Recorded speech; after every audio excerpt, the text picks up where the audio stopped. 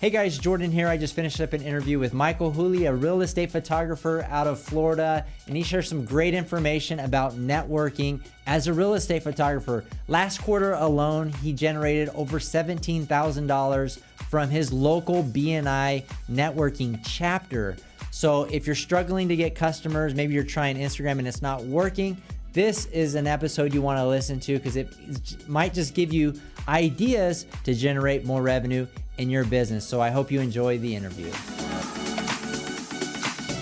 Hey guys, Jordan Nilsson here on Real Estate Photography Hub, and today I have Michael Wholey out of Clearwater, Florida, a real estate photographer. Thank you so much, Michael, for joining me for this interview.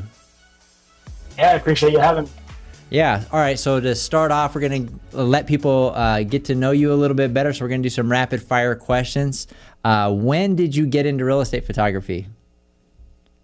I got into real estate photography about 5 years ago. Did it part-time for 2 years and been full-time for the last 3. Very nice. So you're currently full-time, right? You transitioned from, that was the next question, right? If you're part-time. So 2 years part-time and 3 years full-time? 3 years full-time. Prior to that, I was actually a photography and video production teacher that was doing real estate photography part-time. Very good. And what's been your best year so far as a real estate photographer? We're in it right now. We're killing it. We're doing on average, about 15 homes a week. So I started as a one-man band, and I got 2 part-time guys working with me, and we're doing a lot of houses, anything from 200,000 to 3 million. Very nice. So 15 a week. That's awesome.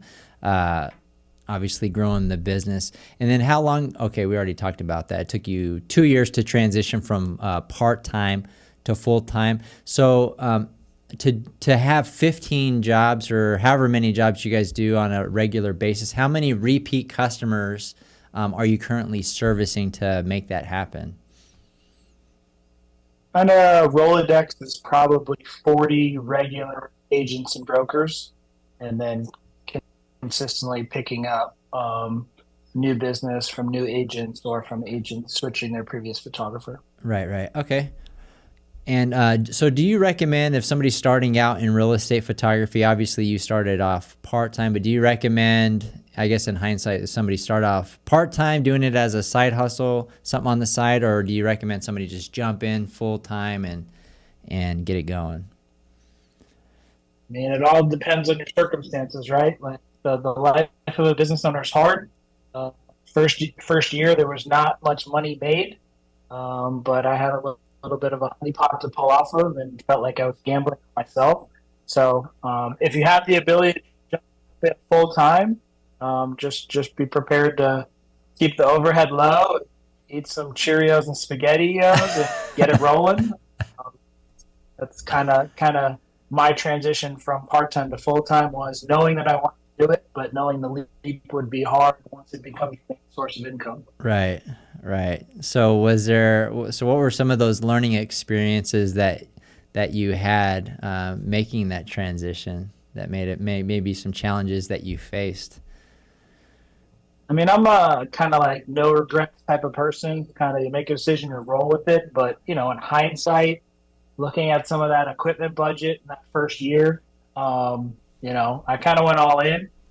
And in hindsight, that's kind of allowed me to offer more services and take on more jobs. But it certainly dug a hole when you got the DJI Mavic Pro 2, you got the Canon R5 mirrorless, you got 3 or 4 lenses. I kind of dug that hole pretty deep, and it just motivated me to dig out of it. I think you can do a lot of stuff nowadays without necessarily the most high-end equipment. So I think overhead just in general is my biggest caution to everybody that's launching into full-time business, whether it be real estate photography or anything else. I think it's easy to spend money. Right. Yeah, exactly. And I think you are important. I think that's super important, the overhead piece of the business. If you want to survive long term, if you don't pay attention to your overhead and how much income's coming in and income out or expenses going out, you can find yourself in a tough situation which I have been in a few, when you have people that owe you a ton of money and a lot of overhead and stuff like that. So definitely. And then also you did mention, obviously not necessarily recommending going out and buying the best equipment when you first start out. I think I started with the 70D, so I didn't go all in on the best equipment, but yeah, you can get by on this business, with not as much money as people necessarily think. I guess I would say less than $1,000 you can get by, but yeah. Would you do it? Completely doable. And you have to have an eye for the real estate photography. You have to be a good editor. But I mean, I know of people that are my competition right now that are doing stuff with some iPhones, and if they weren't physically in front of the real estate agent doing that, I don't really think they could really tell the difference. I mean, it's being put on some type of compressed software and MLS. This is not something that's going to be hanging in some type of museum. Right. We would all like to be doing the best quality, but I think we're kind of in a space, good, better, best. Like the best and the highest quality isn't necessarily paying the bills, because you got to be in and out of houses in 45 minutes, an hour, maybe an hour and a half tops. The agents start getting antsy. You don't have a ton of setup time. So what can you produce for like the best quality with the equipment that you have, turn around quickly at a quality price? And I think that's kind of at least my model in the real estate world. I mean, those are pretty much all the variables. You kind of got to sit down when you're starting a real estate photography business, or even if you're at like a transition part, you got to figure out, where do all those intersections meet, right? Price, quality, speed, customer experience, and figure out. Yeah, we were just having this conversation actually this morning. Was doing a branding photo shoot for a real estate agent, and it just so happens that the very last clip that we did was in a park, and from the park I could actually see the condo that I did for my very first real estate video 3 years ago. And thinking back of how much time that took me, and I don't even think I charged for that one. I think that was a freebie. It was one of the big agents in the area that was like, hey, I'm trying to do it. I mean, I probably spent like 10, 15 hours to edit some 3-minute video walkthrough, just to kind of think of what that process was for me now and what it is back then. I mean, we're just kind of constantly trying to improve our systems, get better, be more efficient. There's a lot of things that you just can't learn and can't do without experience and time. Right. And I think that's something great about this business is you can kind of evolve it as you see fit. And especially when you acquire like the skill set of editing and stuff like that, there's always room to improve your efficiency. So that 10, 15 hour shoot for a 3-minute video, what does that take you today to do? Yeah, I'd probably say 3 to 4 hours. Yeah. So it's total with travel time on location and editing on the back end. Yeah. So, but you can't get to here without being there. Right. I'm still experiencing that in every part of my business, where we do more than just real estate photography. So when we launch a new service or we're learning something, like we have to know that it's going to kind of take more time in the beginning to get that process and procedure down and get better at it. Yeah, eventually you'll kind of iron out all the kinks. Right. Let's talk a little bit about your start, because I saw on your site that you have a degree from Emerson College. Yep, up in Boston. I'm from Massachusetts. And so were you always? So how did real estate photography play into your thing? Were you a teacher? Is that what you mentioned? I kind of have a strange path of getting where I am. I wouldn't change it for the world, but I went to Emerson College. It's a liberal arts college in downtown Boston, one of the top film, video production, broadcast journalism, radio schools in the country. Um, the Fonz, Emerson College graduate. Shout out The to the Fonz Fonz. from Happy Days. So got a lot of big time graduates. So I majored in visual and media arts, video production, minored in photography, took some film classes, worked 2 years in the industry more on the production side, worked at some editing suites, worked on location for some corporate video shoots. And I have a big background in sports. I played basketball at Emerson. And right as I was graduating, video production was a big thing in sports. So I actually worked in college and professional athletics for 15 years. First as their video coordinator, where I would break down video of the opponents. I was kind of in this little niche field where at the time, since it was so new, mostly either the video media geeks knew the technical aspect of it, but they didn't know the sports, or the sports people knew the sports, but they didn't know the technical. And I was one of the few ones that knew both. Transitioned from being a video coordinator to being a college and professional basketball coach, which I did all over the country, and kind of came full circle. My last year was at Georgia Tech on the women's side, and my last year I did 27 states and 9 countries for recruiting, and I didn't know what day of the week it was. Jeez. I was working like 18-hour days. I loved it, but there were things that just kind of were burning me out a little bit. So I stepped down. I moved to Florida, and I spent 5 years as high school basketball coach, assistant athletic director, and then I taught video production. So that was kind of my transition from out of college and professional sports to back into what my degree was in and what my passion was in.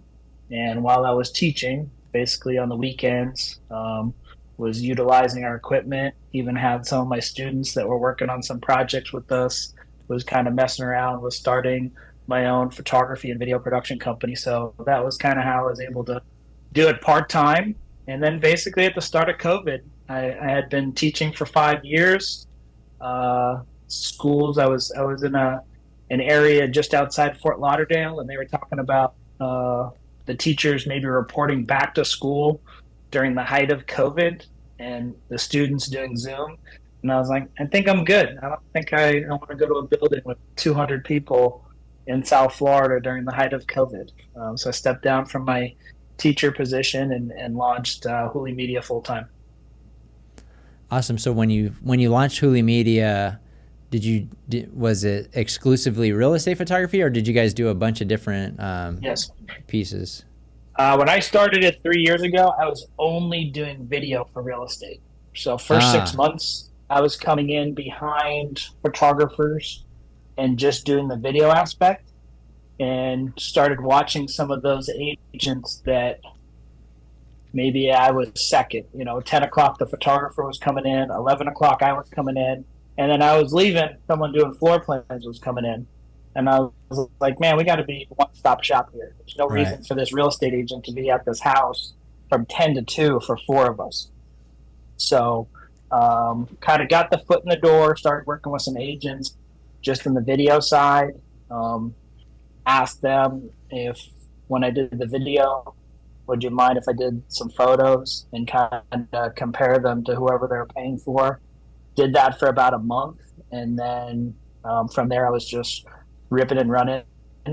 And now we're a one-stop shop. I did a house on Friday. We did interior, exterior photos, aerial drone photos, aerial drone video.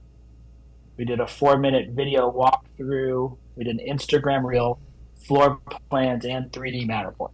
Wow. So new construction, real estate agent that was also involved in the construction project, and he wanted the works. He's using it to sell the house, and then he's using it to market himself for some new projects. So, I mean, to think of kind of like that process and what that would have taken me 3 years ago, I think I was on site for probably 3 hours, and maybe 3 to 4 hours in the back end, 6 or 7 hours versus two.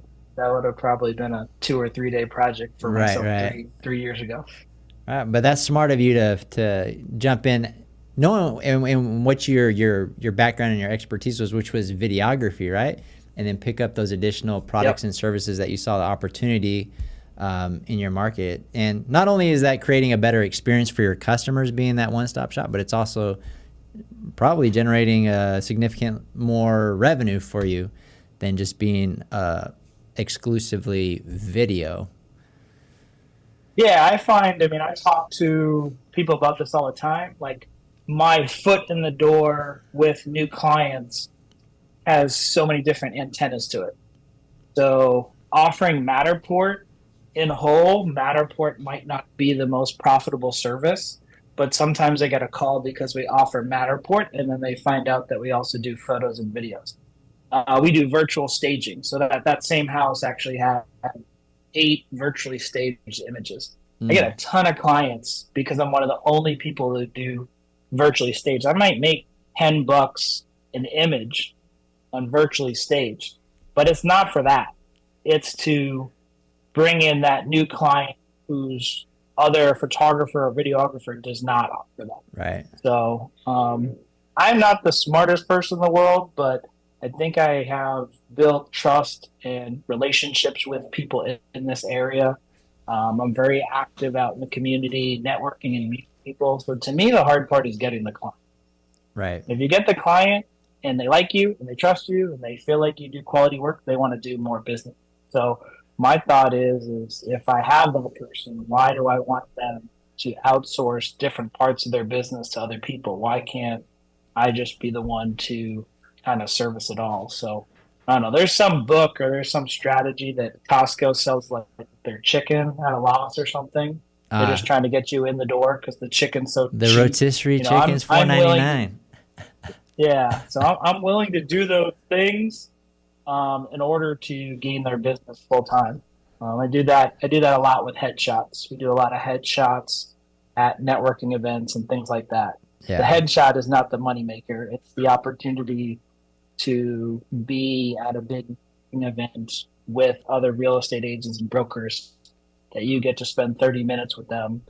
You can have all your information and your pricing out, and you're essentially getting paid to have a meeting that you would normally go to for free over lunch or coffee. Right. And if you can do 10 of those in a day, and you bat 20-30%, those are 2-3 new clients that you also got paid to do their headshots. Yeah.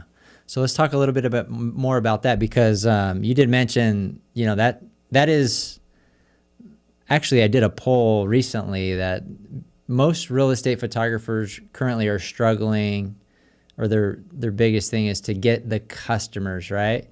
So talk to us through like your strategy. You obviously talked about events and doing headshots and stuff like that to get in front of real estate agents, but what has been your strategy to go from 0 reoccurring customers to fast forward to today where whatever that number is, 40 to 50 reoccurring customers?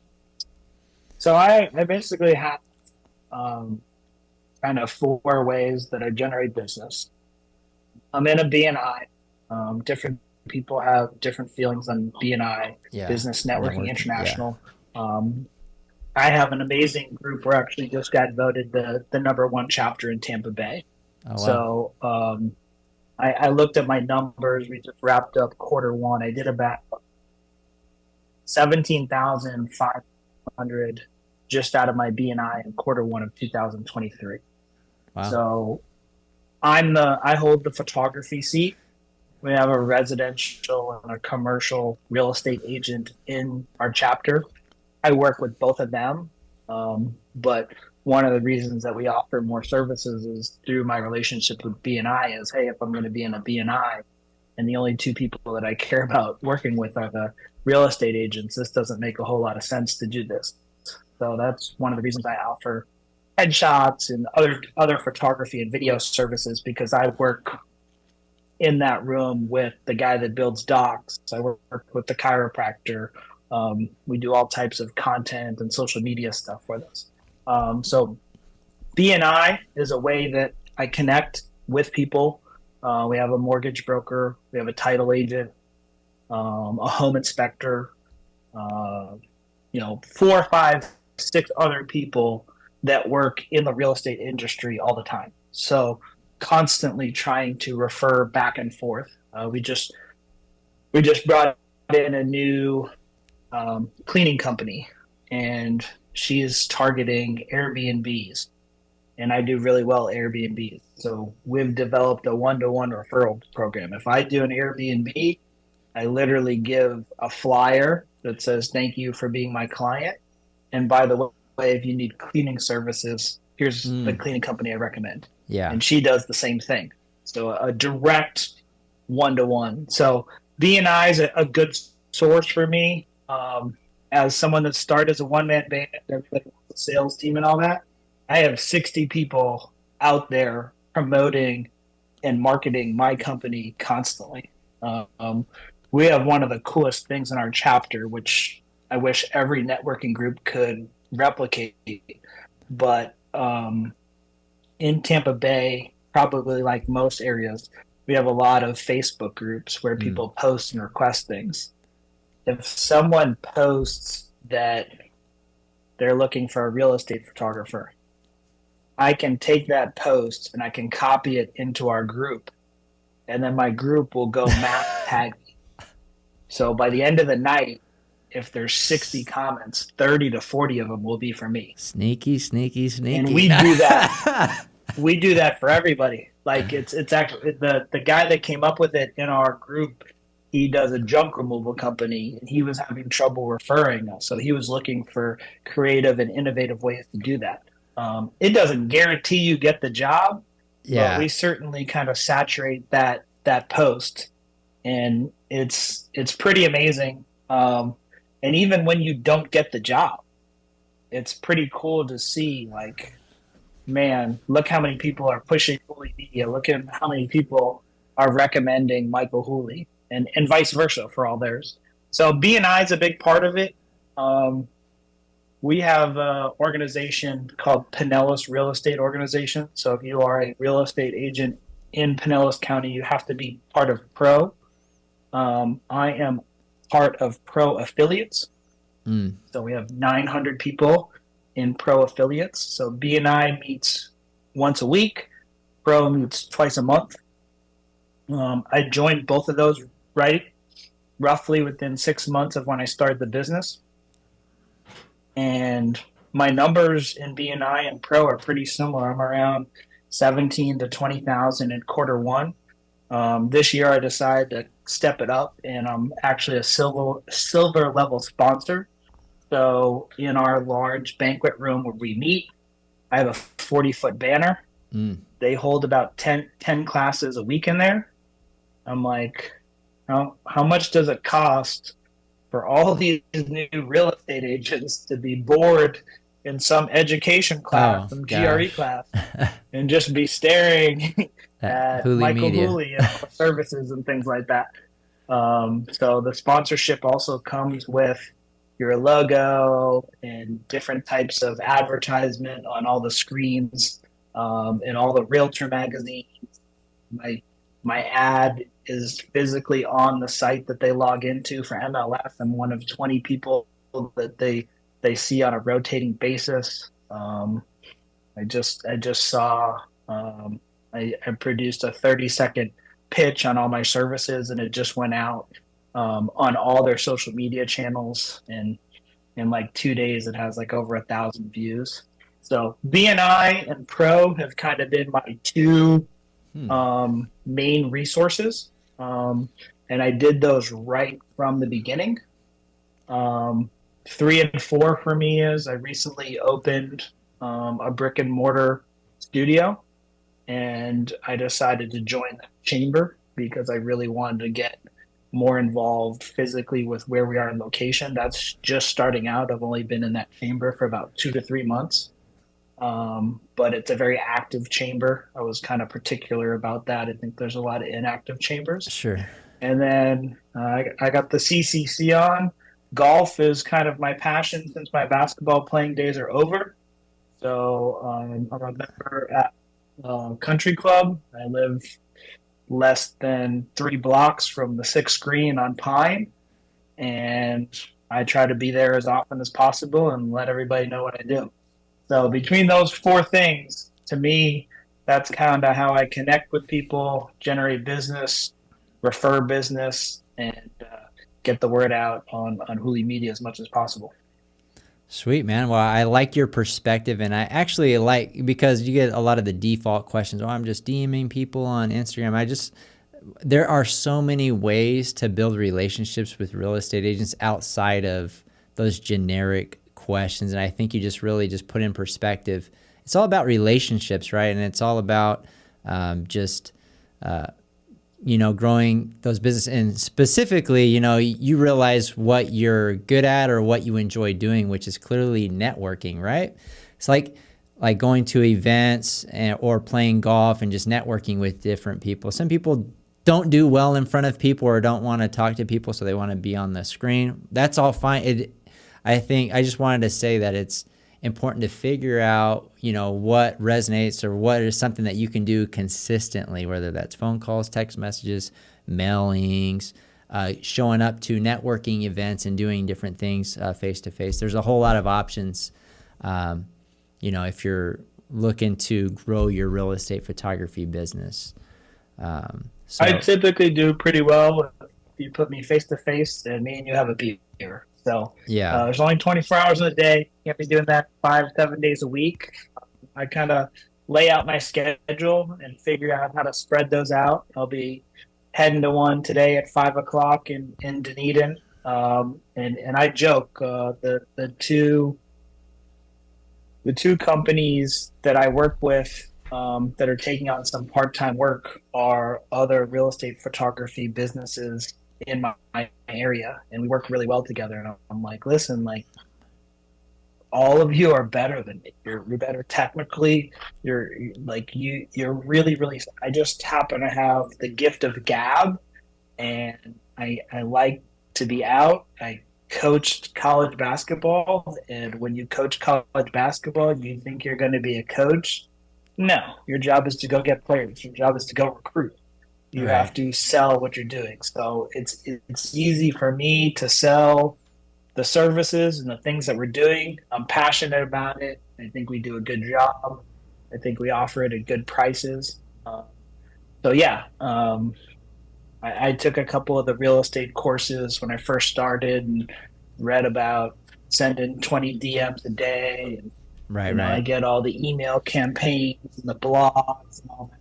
And I'm like, if I'm deleting these, if I'm annoyed by these, then these are not for me. I do understand that there is a persistence that is involved. I mean, I'm wearing a shirt here that is a complete Facebook purchase that was just shoved in my face for like 6 straight months. And finally, by like 6 months, I'm like, if I'm still liking it and I still like the shirt, then I'm going to go buy it. But I think more often than not, for me personally, that's more of a deterrent than wanting to do business. So I try to stay away from that stuff and just do it in other ways. Yeah, and I like the sneaky tagging, because I'm not really active on Facebook, but when I was, I'd get tagged a lot. You'd be surprised how many real estate agents don't know where to, I'm looking for real estate. That's a common question asked in real estate agent groups. So join some of those groups if you're not a part of them. I am a licensed real estate agent, so I've been in these groups for a long time, and just knowing like how many times I've seen, I'm looking for a real estate photographer. Those are and then having that social proof of people like, hey, Wholey Media or whatever in the comments, it's not a guaranteed customer, but it's an innovative approach to getting customers that I never thought about, because there are some times gotta give a shout out to Ron, easy peasy junk removal. He came up with the idea. B&I Grand Slam. We love you, Ron. Keep it going. Yeah, that's awesome. So anyways, talk to us a little bit about what you have going on. So you really only been full-time since 2020, since the pandemic, right? Yep. So what do you have in store for the next 5 years for your company? Well, the brick and mortar location is less about real estate photography and some of the other services. I would like to continue to build our network and our relationship with the realtors in this area. Um, Nobody's going to stop moving to Florida anytime soon, Right. which means no one's going to stop trying to be a real estate agent anytime soon. There's more and more good real estate agents every day. So I'm looking to continue to expand our real estate network and our real estate growth, and then um, really the overall direction is just content is king. So my new studio, maybe we can do a swap here. Maybe I can bring you on my podcast. We just Hey. opened up a podcast studio. We have a 600 square foot green screen with three cameras, a teleprompter. So I'm doing a lot of um, content databases for different companies, pushing education, pushing services. We have a separate area for headshots. So that's probably the growth. I think what I've learned about the real estate market is when it's hot, it's great, and it's really hard to keep up with, which is why I've brought a couple more people on so that I don't have to say no. But it does get slow at times, and I don't want to be the business owner that's sitting around twiddling his thumbs, sending blind DMs to real estate agents when the Right. market is slow. I would rather pivot to some of these other services. Sure.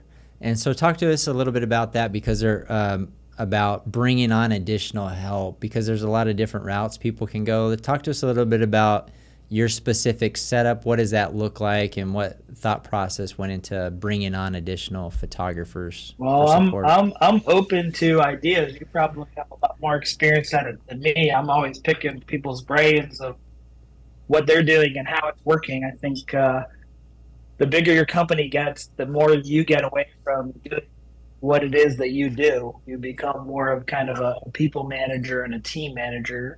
For right now, I'm trying to avoid that. I'm still doing about 70% of the Mm, work.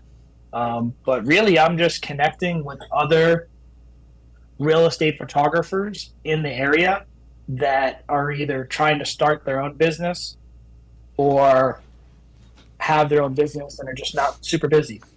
And we've just kind of reached agreements and partnerships. They don't work full time for Wholey Media, but if they would like to come under my umbrella, they can continue to market and grow their company. But when they're on a job site for Wholey Media, they're representing me and our company, and it's been a really beneficial relationship. The the two companies that I'm doing that with, um, it just seems really positive on both sides.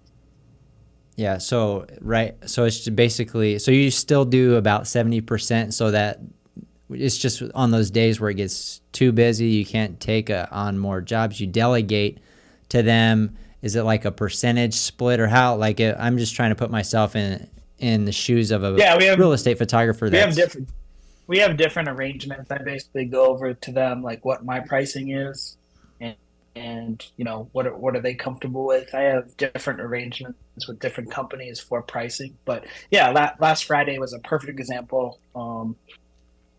Just however the week fell, all of a sudden 7 jobs in one day, right. and it's like in You the better get past as your a one shoes man on. band. No, get your running Yeah, shoes. Put your basketball shoes back on. yeah, No, I'm just kidding. yeah. So in the past, when I was a one man band, I would either had to try to push them to the weekend, which real estate agents typically want everything exactly when they want it. Right, Say no, or watch them go work with someone else. right. So I I mean, did 4 of them, or I did 3 of them, and one person did two, and one person did two, and Wholey Media did 7 in the day. right. So that's been really beneficial for me, and it seems to be really beneficial on the other side for them. One person's just starting out, so I've been able to give him kind of like an entry point where it's low pressure. Typically, send him to a house that's vacant, where we're going with a lockbox, can take his time a little bit more, doesn't have someone looking over his shoulder, give him feedback afterwards that's not like, hey, you did this wrong, just like, this is how to get better. I think anytime you're starting out, you're going to learn on the fly. Bathroom number 2, the toilet seat's up, got to put it down. Right. Drone, we're in Florida, we need to show skyline, proximity to water, work on your angles, things like that. Maybe take a little extra time and move the trash barrel from the side of the house so you can't see it. So that's been my growth, is me becoming more efficient so that I can do more in a day. And then bringing on staff that I have good positive relationships with, that they can grow while I can grow. Yeah. And my thought is, with at least how I'm doing it now, I would love to be able to put someone on full time. But my thought is that the people that are working for me are probably 2 to 3 years at most. And then they build up their book of business big enough that they don't need the extra work for me. And then I kind of look for the next newbie, the next starter up company to work with them.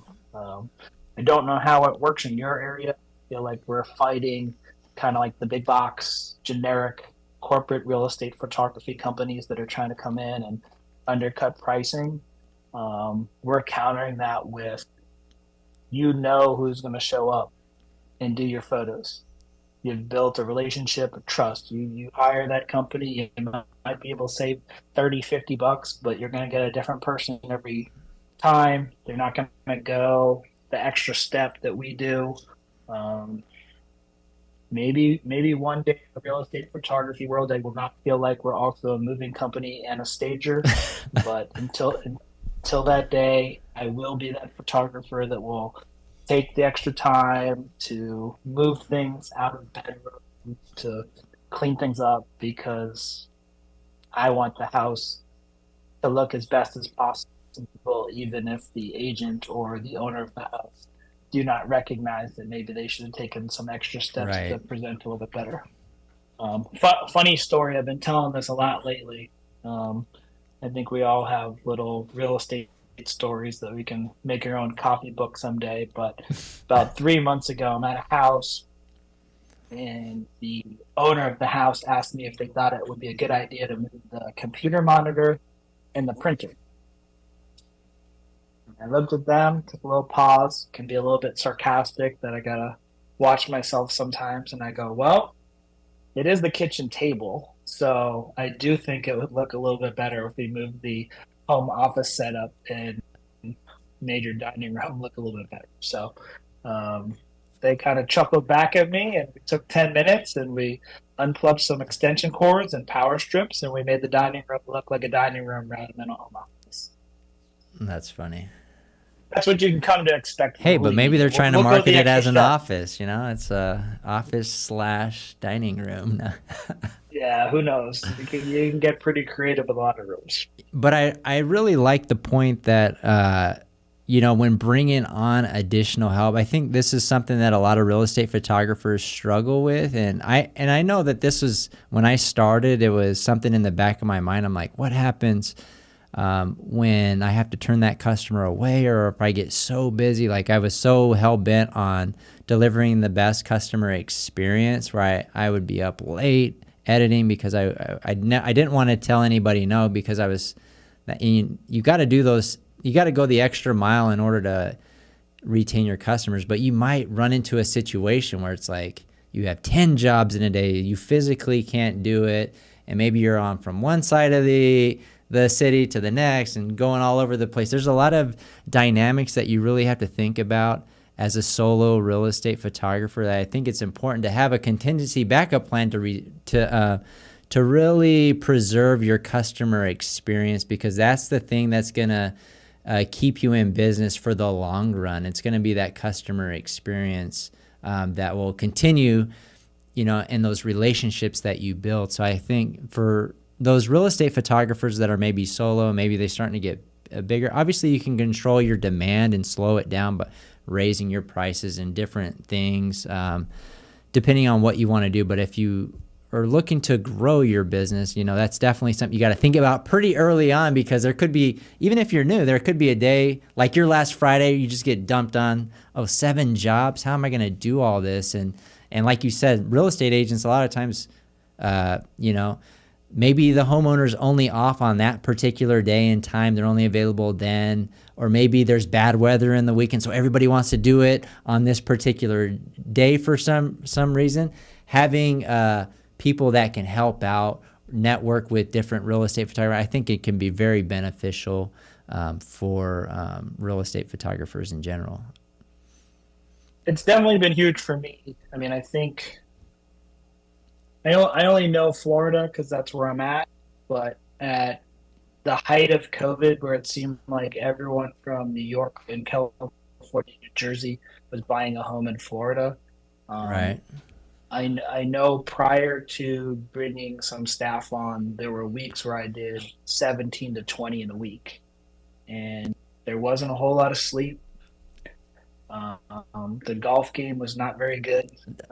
There were Sunday just complete crash and burns just to try to catch up with a deep breath to look at what the next week looked like. And, you had to give yourself a pep talk, because you have to remember that your starting point at that point was 2 years ago. You had weeks where you had 4 jobs and 2 of them were free and 1 of them was half off. Right. So obviously things are going in the right direction and you're doing things well to grow. But the overall shelf life of having this business long term, I just realized that I physically could not do that and didn't really want to. Whether the real estate business will ever get as busy as it did during that, highly doubt it. I mean, it was like a combination of so much volume, and then the turnaround time had never been more important, because technically that agent could probably take a picture of the front of a house with their iPhone and put it on MLS and sell it the next day, but they were still invested in professional photography and videography. So that's where I got to the point where I guaranteed that we would turn around in 24 hours, because I didn't want the text 24 hours later when I hadn't finished editing, but they had already sold it. So we needed to turn it around quickly and deliver it. It's certainly been beneficial to me. I feel like the relationship with those that are working with me is pretty strong. And I'm now consciously kind of thinking of what their strengths are and how I can put them in places to be successful. I think what you hit on is my biggest struggle. Is I'm a relationship driven person. I'm a networker. I've built this kind of from the start up. So those 30, 40 agents, brokers, they come to expect me to be there.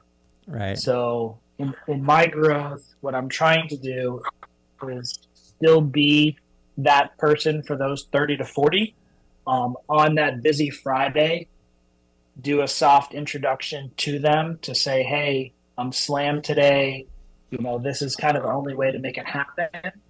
And then as new clients come in, have them be their first point of contact versus me. But it has been very hard for me to have a relationship with someone for 2 years and be their go-to photographer and know that there was someone that they used prior to me. And why did they go with me? Maybe that person got too busy, or maybe that person got too expensive, or maybe that person got bigger and started passing them down the lines. So I've tried to protect those relationships with those people that have been with me on day one, introduced the other staff when it will not be me. But my overall growth plan is to kind of try to maintain those people as my clients and then introduce the new clients to the staff. And that's been said to me. A lot of real estate Facebook chats, and you see that a lot.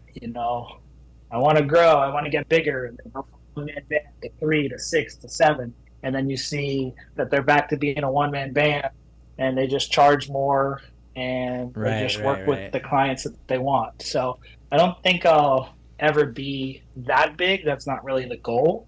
But what I am trying to do is I'm trying to be available and service the client base that we have, be able to welcome new agents and new brokers that are either just starting in the industry or looking to switch from their current one, and then offer some additional services to kind of fill in around the real estate market.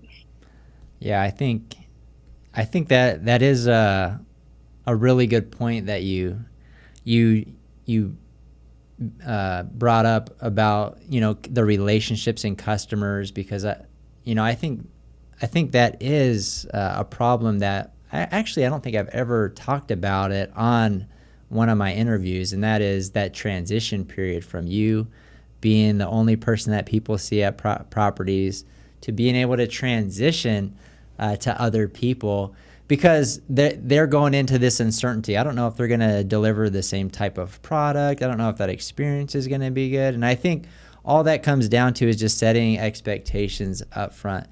And anytime you make changes, like you're not there is a possibility that you're going to lose customers. You kind of got to go into it anticipating potentially losing some customers, because when I started my real estate photography business, we didn't just do photography or media. We did post sign installation, lock boxes, MLS. We did way more stuff.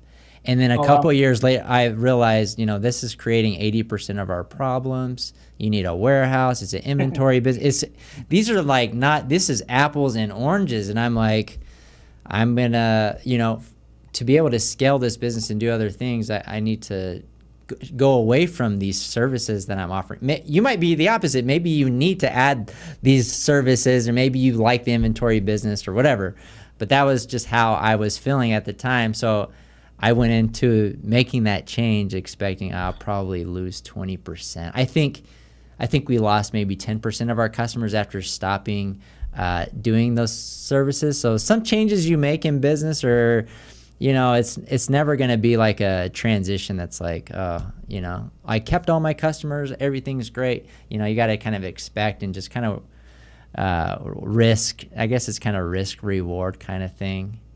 But yeah, looking back, for Yeah, sure, it was a great. I've never heard of the real estate photographer offering the some of the things you just mentioned with like the signpost and everything Yeah, like that.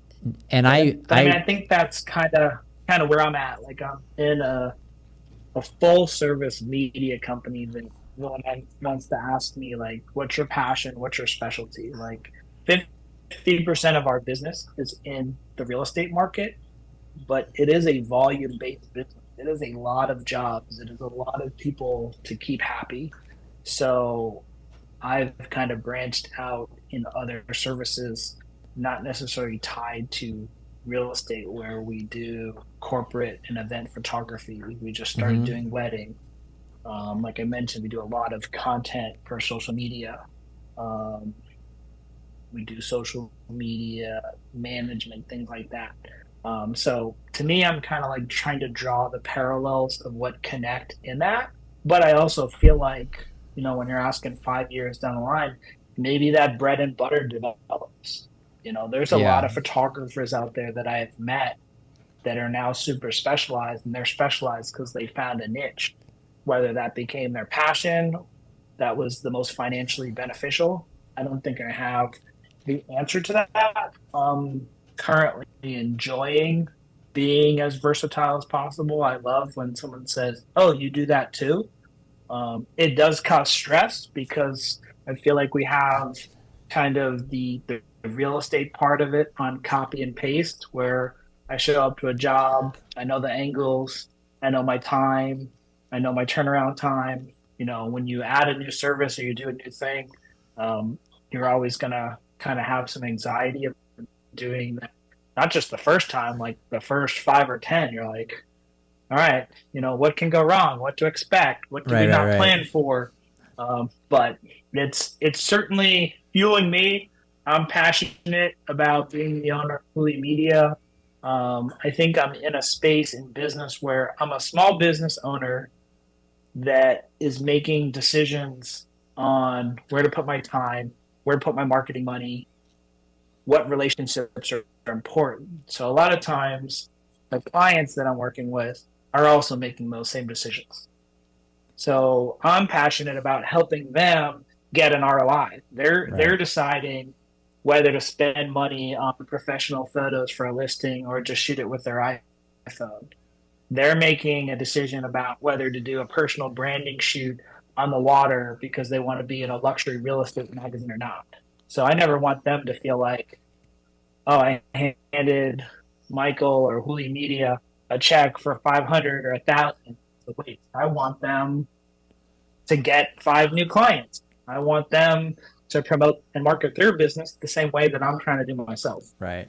So it's an area as far as photography and video production and drone that I'm passionate about, but I'm also passionate about helping other business owners market themselves so that they can do well. If they're successful, then I'll be successful because the things we're doing for them are working, and then they'll come back and say, let's do more together. Yeah. And I think, what you talked about, I think I think that's what's great about the media business or just real estate photography or whatever is you can kind of take it on a path that suits you best. Like I shared a little bit about my journey where we offered a ton and then we kind of specialized. You may have started in real estate photography. Now you have your studio, your brick and mortar, green screen and other things that you can go on. Like real estate photography is a great base. It's a great business that is consistent and can really, if you just want to do real estate photography, there's a business there for that. But if you want to dabble in different things, like you do weddings and different things like that, I think, having that base and being able to experiment, I think it's just great being able to fine tune your business for what suits you. I think at the end of the day, you got to look at yourself in the mirror. What do I enjoy doing? I enjoy networking and I enjoy building relationships. So I'm going to build a business that I'm not going to hate in 5 years. You know what I mean? Yeah. And even thinking about it, like I said, when we were the busiest I've ever been and we were doing 15, 17, and it was just me, not only was it that, it was a period of time where everyone wanted to list on Thursday. So then everybody wanted appointments on Monday, Tuesday, Wednesday. Right. So that was the other reason I started looking at doing some other stuff. I was like, there's 4 other days of the week here that nobody wants me. So, an editing day, accounting day, an office day was great. But trying to identify when some of those gaps were, things after sunset. If you're not doing twilight shoots, that's when I would start doing like family portraits. Yeah. I agree with you. I mean, I'm passionate about a lot of things, whereas I know a lot of other photographers and videographers are super niche and they only want to do the one thing. Like I truly enjoy looking at the calendar for the week and saying, okay, we're going to do 12 homes. I got 3 family portraits. We're going to do a content half day, and we got 2 events that we're going to do photography. Like for me, that's enjoyable because every week is a little bit different. It's not just copy and paste 3 houses on Monday, 4 on Tuesday, 3 on Wednesday. At some point, maybe that gets fine tuned, but for right now, Wholey Media will be a full-service media company. If you're thinking about photography, videography, aerial drone, marketing, branding, we want you to give us a call. There we go. Awesome.